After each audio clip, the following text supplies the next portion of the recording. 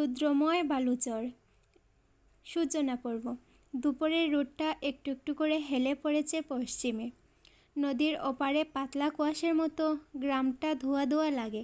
আর ঘাটের ধারে দাঁড়িয়ে থাকা মিম বলে উঠল, আচ্ছা যারা, তুই কোনোদিন সময় মতো ফিরবি না, তাই না? যারা হাসে না, চোখে রোদ পড়েছে। এক হাতে চোখ আড়াল করে ঘড়ির দিকে তাকায়। 1:58 বাজে। সে জানে নদী পেরোতে দেরি মানে আজ সন্ধ্যা হবে আগেই। আর মায়ের ফোন রিং দিতে শুরু করবে ঠিক 2 মিনিটের মধ্যে। আজকে সত্যি দেরি হয়ে গেল রে মিম। নদী পার হতে যদি আরও 5 মিনিট লাগে, আম্মু হয়তো মনে করবে কিছু একটা হয়েছে, বলল যারা। মিম মুখ পাকিয়ে বলে, তোর আম্মু তো রেডিও সকাল থেকে একটাই গান চালায়, মেয়ে হলে সময় বুঝে চলতে হয়। আরে এটা গান না, আমাদের নিয়তি। যারার কথাটা একদম থেমে যায় সামনে তাকিয়ে। ঘাটের পাশে আজ নৌকা নেই, ওপারে চলে গেছে। বসে থাকা ছাড়া উপায় নেই। দুজনেই চুপ করে দাঁড়িয়ে থাকে নদীর স্রোত দেখে। অবশেষে নৌকাটা ফিরে আসে। তারা উঠে বসে। নদী পার হতে হতে দুজনেই চুপচাপ। হাওয়া বইছে ধীরে। ভেতরে জমে আছে একটা অজানা অস্থিরতা। নদীর ওপারেই ঘাট। ওরা নামতে গিয়েও হঠাৎ মিম হুচুটকে পড়ে যায়। আহ! যারা পাটা মনে হয় মচকেছে। যারা সঙ্গে সঙ্গে নিচু হয়ে পড়ে ওর পাশে। ধর, ধীরে উঠ। হাঁটতে পারিস? ব্যথা বেশ লাগছে। হাঁটা তো দূরের কথা, দাঁড়াতেও পারছি না ঠিক মতো। যারা চারপাশে তাকায়। রিক্সা নেই, আশপাশের লোকও কম, সময় পেরিয়ে যাচ্ছে। ঠিক তখন হঠাৎ পেছন থেকে একটা লোক আসে। একজন মাঝবয়সী ড্রাইভার, শালীন মুখ, পরিচ্ছন্ন পোশাক। আপু, চাইলে গাড়িতে করে পাঠিয়ে দিতে পারি। আমার স্যার পাঠিয়েছেন, বলেন আপনারা অসুবিধায় আছেন। যারা অবাক হয়ে তাকায়। স্যার কে? তিনি নাম বলেননি, শুধু বলেছিলেন আপনাদের দেখলেই বুঝবেন। যারার মনে অনেক প্রশ্ন, কিন্তু এখন মিমকে বাড়ি পৌঁছানোই সবচেয়ে জরুরি। মিমকে হাত ধরে গাড়িতে বসায় যারা।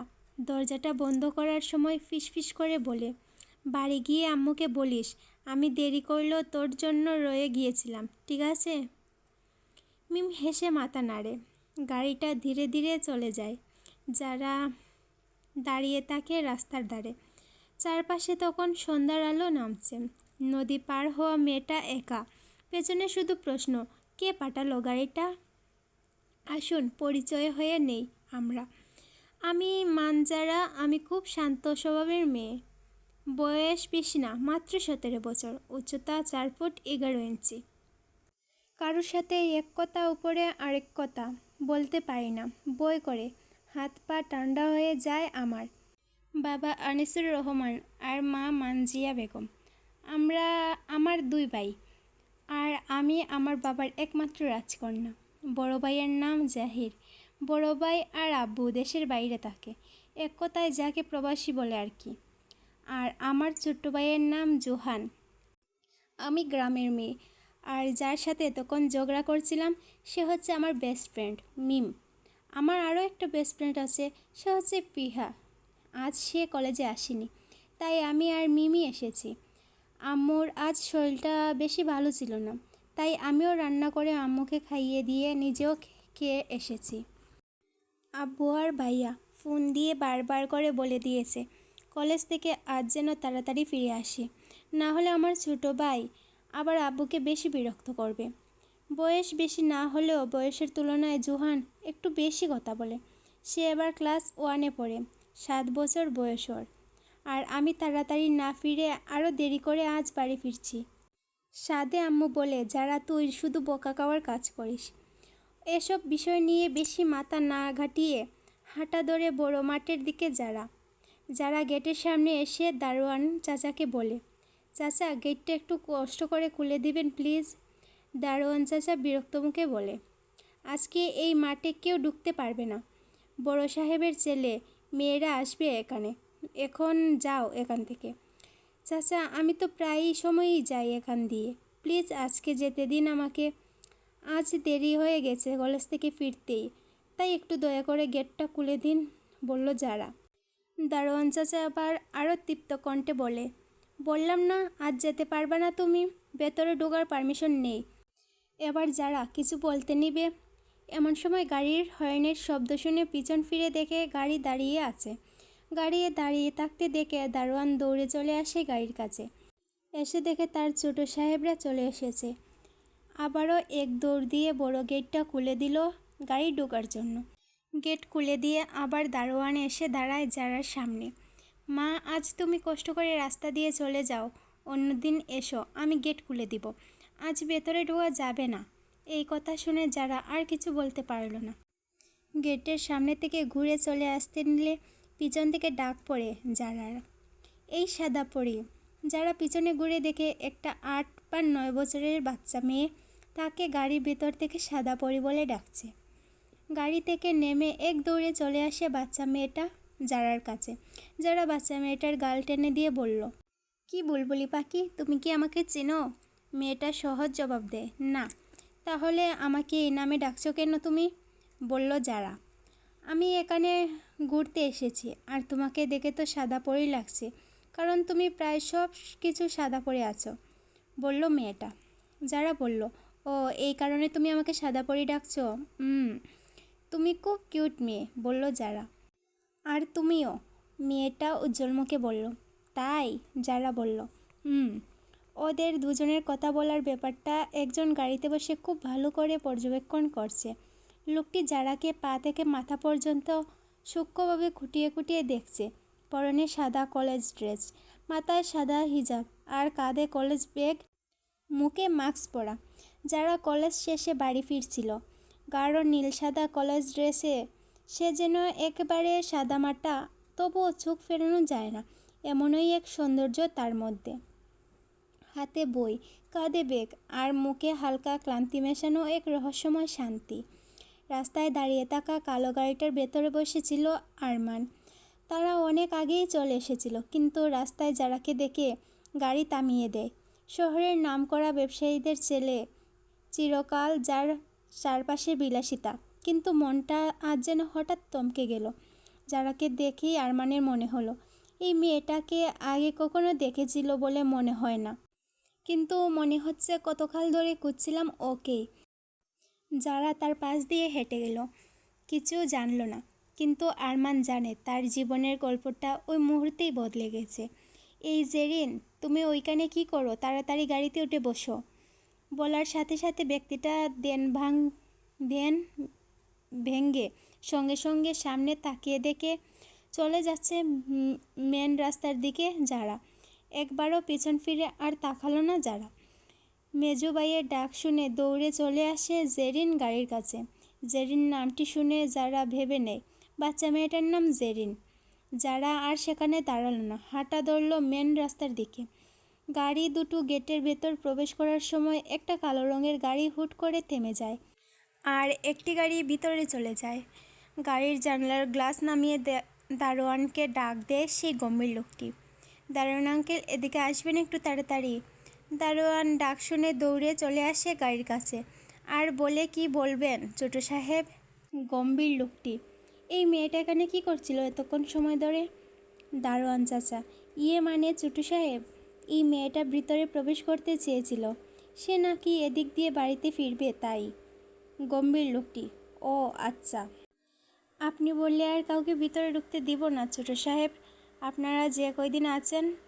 এই কথা বলল দারোয়ান। গম্ভীর লোকটি, না, তার কোনো দরকার নেই, আর আগে যেমন চলতো এখনও তাই যেন হয়। আমরা এখানে ঘুরতে এসেছি, আর ঘুরতে এসে যদি শুধু সাদা আর লাল বাতি দেখে দিন পার করি তাহলে কি হবে দারোয়ান আঙ্কেল? আর কয়দিন পর এখানে কারখানার কাজ শুরু করে দিব, তাই এখানে যে যার মতো ঘুরতে পারবে, কাউকে বারণ করবে না আপনি। না, এখন যে মেয়েটা চলে গেছে তাকে আর কখনো যেন না দেখি গেটের সামনে দাঁড়িয়ে থাকতে। মেয়েটা আসলে সাথে সাথে গেট খুলে দিবেন, মনে থাকবে আপনার? দারোয়ান চাচা, কেন সাহেব, মেয়েটা আসলে কেন গেট খুলে দিতে হবে? সবাই তো যে যার মতো গেট খুলে ঢুকে পড়ে ভেতরে, সব সময় আমাকে গেট খুলতে হয় না।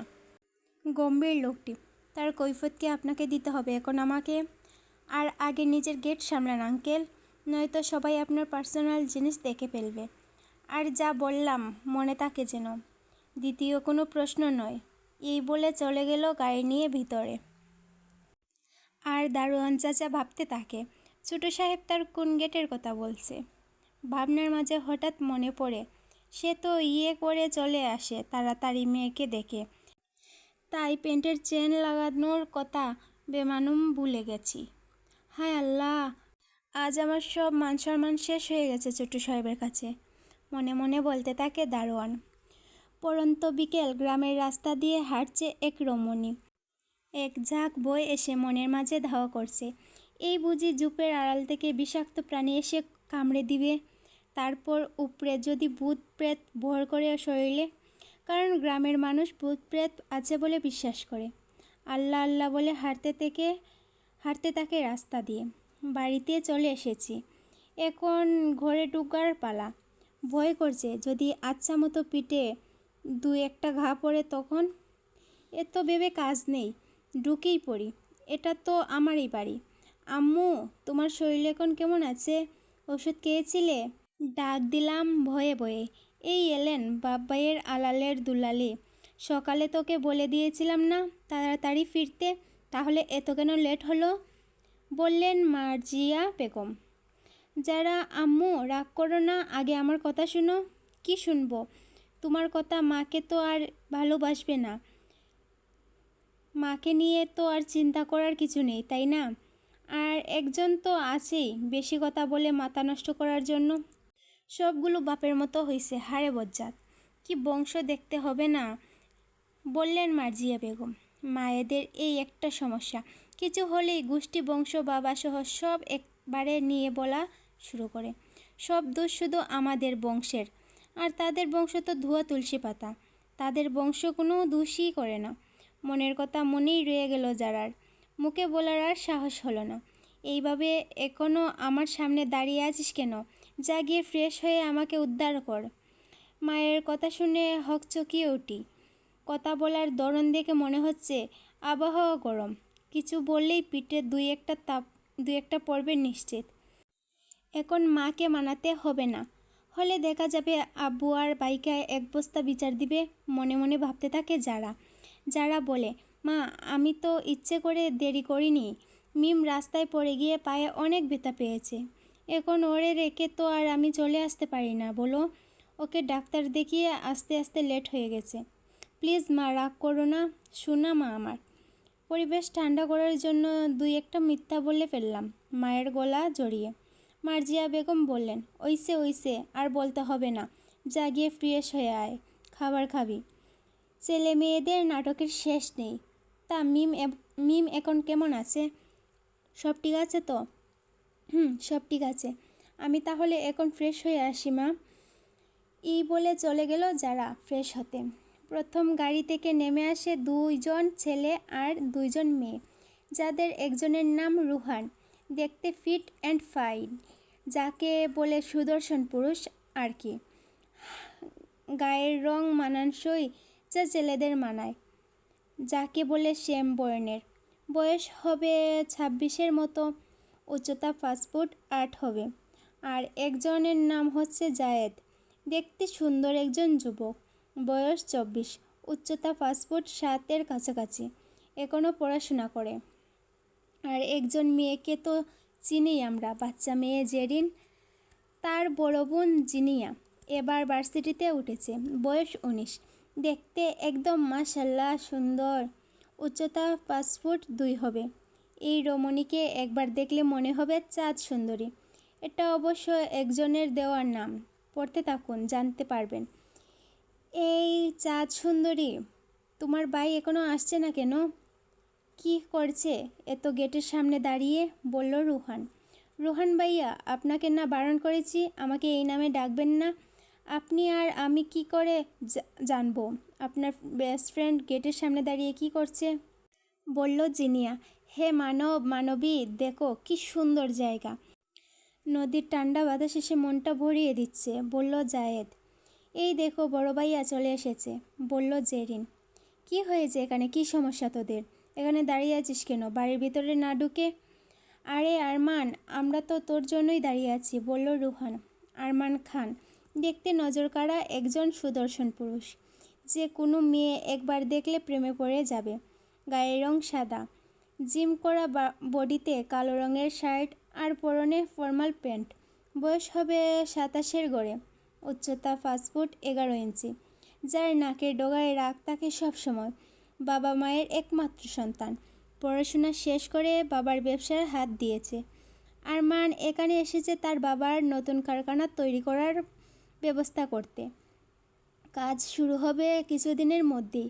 আরমানের বাবারা 2 ভাই।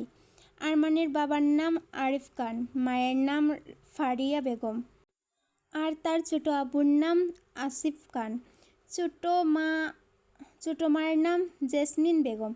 জেরিন, জিহান, জায়েদ তারা 3 জন আপন ভাই বোন আর ছোট আব্বুর সন্তান তারা। আরমান গম্ভীর কণ্ঠে বলল, আমি কি তোদের বলছি আমার জন্য তোরা দাঁড়িয়ে থাক এখানে? আরে ভাইয়া, তেমন কিছু না, আমরা তো এখানের চারপাশটা দেখছিলাম, বলল জাহেদ। যার জন্য করলাম চুরি সেই বলে চোর, ডং দেখলে বাঁচি না, মনে মনে আওড়াতে থাকে রুহান। আচ্ছা এসব বাদ দাও এখন, চলো ভিতরে যাই সবাই, অনেক ক্লান্ত লাগছে আমার, বলল জিনিয়া। তাদের কথার মাঝে নীরব দর্শক হচ্ছে জেরিন, যে এখনও একটা কথা বলার সুযোগই পাচ্ছে না। তাই জেরিন সবার মুখের দিকে ডেপ করে তাকিয়ে আছে। জেরিন মুখ বার করে বলল, এখন আমি কিছু বলি ভাইয়া? তোমরা তো আমাকে কথা বলার সুযোগই দিচ্ছ না। এই তুই কি বলবি আবার? বলল জায়েদ। কেন তোমাদের মতো আমিও কথা বলবো? যার দাঁত নেই তার কথা বলার অধিকারও নেই জেরি। মুখের উপর অপমানই করতে হবে তাকে। মানলাম আমার সামনের 2টো দাঁত নেই, মানে পড়ে গেছে, তাই বলে এভাবে বলবে? তার ভাই মুখ কালো করে দাঁড়িয়ে আছে বড় বোনের পাশে জেরিন। জাহেদ ভাইয়া, তুমি আর একবারও জেরিকে এসব কথা বলবে না। জেরি ছোট, এটা তোমাকে বুঝতে হবে, শুধু বয়সেই বড় হয়েছে গাদা, বলল জিনিয়া। জিনিয়ার কথা শুনে জাহেদের কপালে ভাঁজ পড়ে। কি বলল এই মেয়ে তার বড় ভাইকে? ঘরে তো সম্মান দেই না, এখনও বাইরেও দিবে না। রাগ নিয়ে বোনের দিকে তেড়ে গিয়ে জোহান বলল, এই এই কি বললি তুই আমাকে? আমি গাদা? বেয়াদব মেয়ে বড় ভাইকে সম্মান করে না? এই তোদের এসব নাটক বন্ধ কর। মেলোড্রামা শুরু করে দিয়েছিস তোরা এখানে। অসহ্য লাগছে এসব কিছু তার কাছে। তোরা ভিতরে না গেলে এখানেই দাঁড়িয়ে থাক, আমি চললাম ভেতরে ফ্রেশ হতে, বলে আর দাঁড়ালো না, সোজা হাঁটা ধরল ভেতরে আরমান। আজ বাড়িটা অনেক শান্ত লাগছে, কোনো কোলাহল নেই, এমনটা তো থাকে না। কই গেল সবাই? আগে তো চেঁচামেচির জ্বালায় বাড়িতে থাকা যেত না। জোহান কি বাড়িতে নেই? কই গেল সে? নিজেই নিজেকে প্রশ্ন করে ফ্রেশ হয়ে রুম থেকে বের হয়ে ড্রয়িং রুমে আসি। ড্রয়িং রুমে আম্মুকে না দেখে ডাক দিলাম, আম্মু, ও আম্মু। জোহান কি বাড়িতে নেই?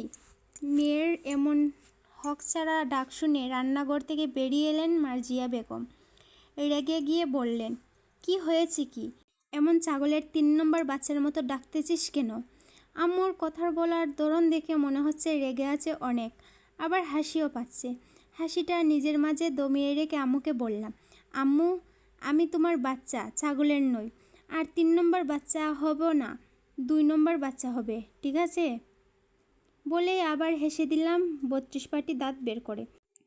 মার্জিয়া বেগম একটু শক্ত করে বললেন, মায়ের ভুল না ধরে আগে বল কী জন্য ডাকছিলে এমন করে? আম্মু, জোহান কি আজ বাড়িতে নেই? আমি বাড়িতে আসার পর থেকে একবারও দেখলাম না। জোহানকে নতুন জায়গায় টিউশন পড়তে পাঠিয়েছি, সেখানেই গেছে, ফিরে আসবে কিছুক্ষণ পর, বলেন মার্জিয়া বেগম। নতুন জায়গায় কেন টিউশনি করতে দিয়েছ? আগের জায়গা কি হয়েছে? বলল যারা। তোর গুণধর ভাই স্যারের কাছে আমার প্রশংসা করতে গিয়ে তো আরেক জায়গায় বিয়ে ঠিক করে আসছে। আমার সাথে বিয়ে ঠিক করেছে স্যারের মামার সাথে। স্যার ফোন দিয়ে আমাকে জিজ্ঞেস করে আমি এই বিয়েতে রাজি কিনা। কি লজ্জায় পড়তে হলো আমাকে তখন। সবসময় বেশি কথা বলে, কতবার না করি বেশি কথা না বলতে, তারপরও বলে শয়তান ছেলে, তাই বেতন দিয়ে আগের জায়গায় না করে দিয়েছি, বলেই আবার হাঁটা শুরু করলেন রান্নাঘরের দিকে মার্জিয়া বেগম। মায়ের রিয়াকশন দেখে আর কিছু বলার সাহস হলো না। ড্রয়িং রুমের সোফায় বসে টিভি অন করলাম। যারাদের বাড়ি এতটাও বড় না, একতলা বাড়ি, 3টা বেডরুম, একটা ওয়াশরুম আর একটা রান্নাঘর। যারাদের একটা টিনের ঘরও আছে, কিন্তু সেটা পুরনো, থাকে না কেউ, কিন্তু ঘরটা পরিপাটি করে রাখে। বলা তো যায় না কখন মেহমান চলে আসে, তাই টিভি দেখার মাঝে ফোন বেজে ওঠে। সোফায় বসে থেকে পেছনে ঘুরে দেখে মায়ের ফোন বাজে। বসে থেকে মাকে ডাক দেয় যারা, আম্মু তোমার ফোন বাজে, দেখো কে ফোন দিয়েছে। মায়ের ডাক শুনে কপালে বাজ পড়ে মার্জিয়া বেগমের। রেগে বলেন, বসে না থেকে উঠে দেখতে পারিস না কেন কে ফোন দিয়েছে? এটার জন্য মাকে ডাকতে হবে? যত সব। কি আর করার, বসা থেকে উঠে টেবিলের ওপর থেকে মোবাইলটা নিয়ে দেখি আব্বু ফোন দিয়েছে, তাই সাথে সাথেই কলটা ধরে বলতে লাগলাম, আসসালামু আলাইকুম আব্বু, কেমন আছো তুমি? আনিসুর রহমান, ওয়ালাইকুম আসসালাম। আলহামদুলিল্লাহ ভালো আছি মা, তোমরা সবাই কেমন আছো? বাবার গলার স্বর শুনে ফুপিয়ে কেঁদে ওঠে যারা। যদিও তার বাবা প্রতিদিন কল করে, তারপরও বাবার আদর কি আর ফোনে কথা বলে পাওয়া যাবে? নিজেকে কোনো রকম সামলিয়ে বাবার কথার উত্তর দেয় যারা, আলহামদুলিল্লাহ আমরাও ভালো আছি আব্বু। আব্বু তুমি কবে আসবে ওই দূর দেশ থেকে? কতদিন হলো তোমার কাছ থেকে দেখি না, একটু চুয়ে দেখতে পারি না, তোমার কোলে মাথা রেখে একটু ঘুমাতে পারি না। জানো আব্বু, আমি তোমায় কত মিস করি, বলে আবারও কান্না করতে থাকে। মেয়ের কথা শুনে কি বলবেন তিনি খুঁজে পাচ্ছেন না। সেই ছোট্ট থাকতে রেখে এসেছেন এই দূর দেশে, 11 বছরের মেয়ে আর 13 মাসের ছেলেকে রেখে এসেছেন। কষ্ট তো একটু হয়ই। মা তুমি তো জানো আমি তোমাদের চোখের পানি সহ্য করতে পারি না। মেয়ের কান্নার শব্দ শুনে রান্নাঘর থেকে বেরিয়ে এলেন মার্জিয়া বেগম। এসে দেখে বাপ আর মেয়ে মিলে কান্না করছে। মেয়েকে রাগ দেখিয়ে মেয়েকে 2-1টা কথা শোনালেন যেন কান্না করাটা বন্ধ করে। এরকম কান্না করছিস কেন? তোর বাবা তো প্রতিদিন ফোন করে, এখন কান্না করে রাতে মাথা ব্যথা নিয়ে তো আর ঘুমাতে পারবি না। তখন আমাকেই এই অসুস্থ শরীরে নিয়ে তোর সেবা করতে হবে।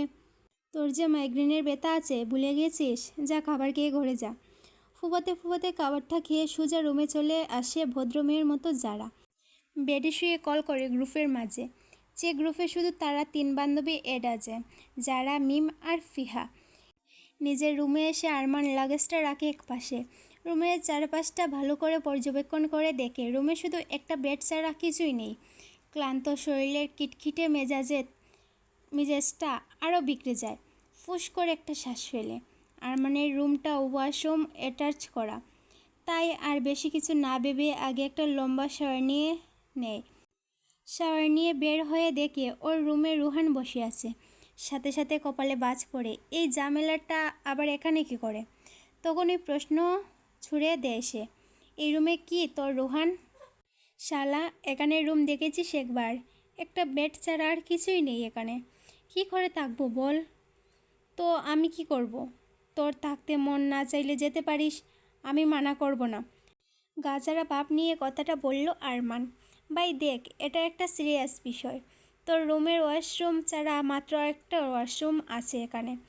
ওয়াশরুমের সামনে এখন বিশাল বড় লাইন লেগে আছে। আমি সুযোগই পাচ্ছি না ফ্রেশ হওয়ার জন্য। জেরি জিনিয়ার ফ্রেশ হয়ে বের হওয়ার পর জায়েদা ঢুকেছে ওয়াশরুমে, এখনও বের হচ্ছে না। তাই তো আমি তোর রুমে এসেছি ফ্রেশ হতে, কাদার ভান করে বলে রুহান। আরমান বলে, বুঝলাম, ফ্রেশ হবে ভালো কথা, কিন্তু আমার কোনো জিনিসে হাত দিবি না, এমনকি আমার বডি ওয়াশেও না, মাথায় যেন থাকে। বুঝেছি, তোর ব্র্যান্ডের ফ্রেন্ডের খেদারামের বডি ওয়াশ ব্যবহার করার আমার কোনো শখও নেই। আমার এই 10 টাকার ডেওল সাবান যথেষ্ট। স্টুপিড, এটা কেদারামের হবে না, ক্লেদারামের হবে। এ তো পড়াশোনা করে মূর্খই রয়ে গেলি। হয়েছে তোর আমাকে সুশিক্ষা দেওয়া, হয়ে থাকলে সর সামনে থেকে, আমি ফ্রেশ হব রুহান। আরমান রুহানের সাথে আর কথা বাড়ায় না। লাগেজ থেকে নিজের পরার জন্য একটা ট্রাউজার আর টি-শার্ট বের করে পরে নেয়। নিজের ভেজা চুলগুলোতে হাত বুলাতে বুলাতে বেরিয়ে পড়ে রুম থেকে বের হয়ে দেখে জেরি বারান্দায় বসে আছে। ওর দিকে এগিয়ে গিয়ে জিজ্ঞেস করে, সিস্টার কি হয়েছে? এখানে বসে আছো কেন? জেরিন তার সব ভাই বোনদের ছোটো বলে সবার খুব আদরের। জেরিন মন খারাপ করে বলে, ভাইয়া আমার আর আপুর রুমে শুধু একটা বেড, কি করে রাতে ঘুমাবো? আজ রাতটা ম্যানেজ করে নাও, কাল সব কিছুর ব্যবস্থা করে দেবো ইনশাল্লাহ। এখন সন্ধ্যা হয়ে আসছে, রুমে যাও ভাইয়া, সবার খাবারের ব্যবস্থা করছি, ওকে? এই বলে রুমে আসে আরমান আর ফোন করে একজন লোকে আর বলে তাদের রাতের খাবারের ব্যবস্থা করতে। কথা বলে পকেটে মোবাইল রাখতে যাবে, এমন সময় কল আসে একটা। মোবাইলটা পকেট থেকে বের করে দেখে ওর বাবা কল করেছে। আসসালামু আলাইকুম আব্বু, পাশ থেকে আরিফ খান বললেন। ওয়ালাইকুম আসসালাম মাই সান, ঠিকমতো পৌঁছে গেছে তোমরা? কোনো সমস্যা হয়নি তো?